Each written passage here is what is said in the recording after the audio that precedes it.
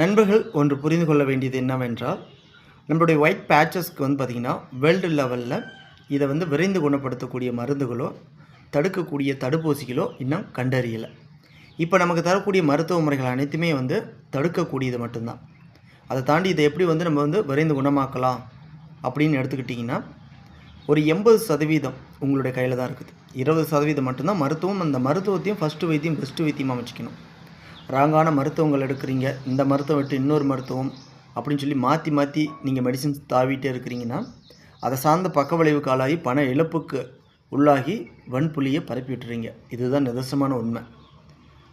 நீங்கள் 80% super food எடுத்துக்கிட்டு happy life style இதை ஹேண்டில் பண்ணாவே போதும். நீங்கள் 100% ஃபஸ்ட்டு ஸ்டாப் பண்ணிடலாம். ஒயிட் பேட்சஸ் ஸ்ப்ரெட் ஆகாது. ஓகேங்களா? இந்த புரிதலுக்காக நம்ம என்ஜிஓ ஸ்டார்ட் பண்ணி விழிப்புணர்வு கொடுத்துட்ருக்குறோங்க.